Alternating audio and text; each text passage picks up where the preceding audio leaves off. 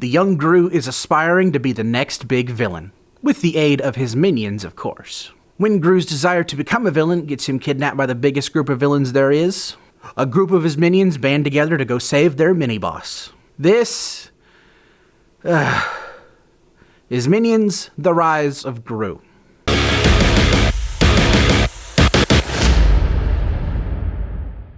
Minions: The Rise of Gru is the sequel to the 2015 spin-off film, Minions, and the 6th film, I want to say, of the Despicable Me franchise. Never let it be said I don't suffer for my dream occupation. The Minions have become a cultural icon in the mere 12 years they've been in existence. And that's for better or for worse. I have no problem with the Despicable Me movies, and I find Gru and his girls to be, good characters. But the Minions are something different. They are characters that are best used in small doses. And Minions: The Rise of Gru is a good testament to that fact, because this movie just felt like noise for 80 minutes. There was hardly anything in this movie that genuinely felt like a movie, let alone one made for theaters. The Minions themselves in the film are exactly what you expect. They're loud, they're obnoxious, most of their humor comes from slapstick that really isn't that funny. But for some reason, these are a phenomenon. And I know why they're a phenomenon. The Minions appeal to everybody. No matter your race, no matter your gender, no matter what language you speak. You don't even have to know a language to really understand the Minions. Okay, maybe I'm just jealous that I didn't think of this, but the closest thing to a defining human trait that the Minions have, their names are very common names in the English language. Most of them being male names, but the Minions also dress in drag on multiple occasions in this film. They're characters that work, I won't deny, in the sense of they're popular, but just because they're popular doesn't necessarily mean they're good. Because I'm personally not a big fan of their antics. You can't connect with the Minions on a personal level as much as you can someone like even Gru. And it's not because of the fact that they speak this made-up language, it's the fact that they're just noise. Everything that it seems the Minions do is just noise for the sake of noise. And it gets old really quick, especially when they're the focus of the film. To be honest, the only Minion in the film I found really endearing in a way was Kevin. Or was that Bob? Stuart? The one with heterochromia. That one. He was the only one in the film that I felt like, okay, you're kind of being cute. I'll give you a pass, but you're pushing your luck. Also, this film is shockingly short.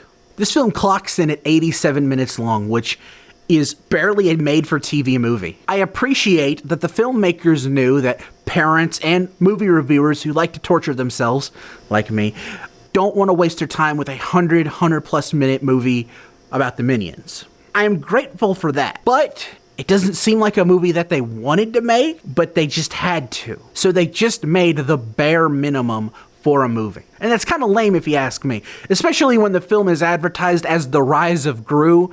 There is very little rising of Gru as a villain in this movie. If they wanted to flesh out the film more, I think they should have really leaned more into the origin of Gru and how he aspired to be a villain, but the film doesn't do that at all. I can understand how it would be odd to see that, especially for a family movie, and especially for a character who we've already seen become a good guy, and a good dad, and a good husband, but other than that, I'm just thinking, there's not much else to this movie. Also, Michelle Yeoh is in this movie. What are the odds this is her second film this year that features a rock with googly eyes on it? How coincidental is that? I think the one thing that is saving this movie from a direct-to-video fate is that it at least looks nice. Illumination gets a lot of flack for their films quality-wise, but overall, I think their animation is surprisingly very good. There's some well-animated action scenes in this movie, and some decent-ish slapstick scenes, but if I'm looking for anything else in this film that I thought was okay, there was a really cool James Bond-esque opening credit sequence to the film that I thought was really cool. Some of the human characters got a chuckle out of me, but overall, this is an animated film I would definitely call a kid's movie.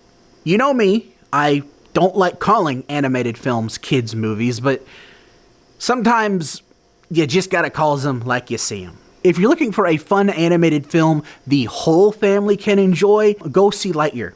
Please, it needs to make more money, it's bombing. In the end, this is just not a film that I think is gonna have any memorable merits, other than one. For the past year and a half, we've been catching up on films that were delayed from summer of 2020 due to COVID.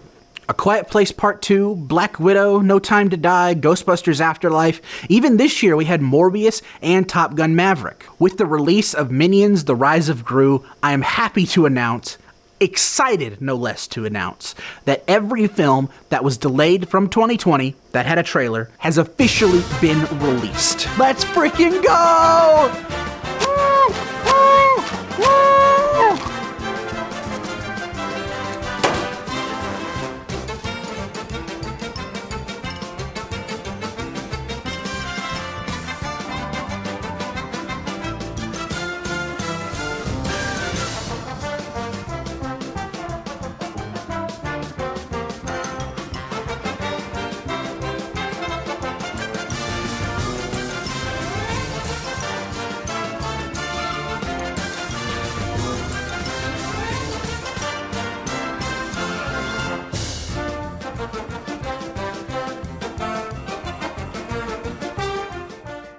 Yeah! I'm so thankful that we're finally at the point where every film from 2020 has officially been released, and I'm so thankful to be reviewing that movie. Even if it's not the best movie in the world, it will have the honor of being the final film of 2020. Now let's calm down all the pomp and circumstance real quick, and okay, now let's calm it down. I'm going to be having surgery this Wednesday on my stomach, and it's going to affect my review for Thor: Love and Thunder. It's probably not going to come out as soon as I'd like it to, so if that pulls the sympathy card and anything, makes you feel the need to subscribe or like or share the video, I'm not against that. Thank you nonetheless for watching. Until next time, I'm Quint Dunaway, hoping you will keep it cinematic. Banana.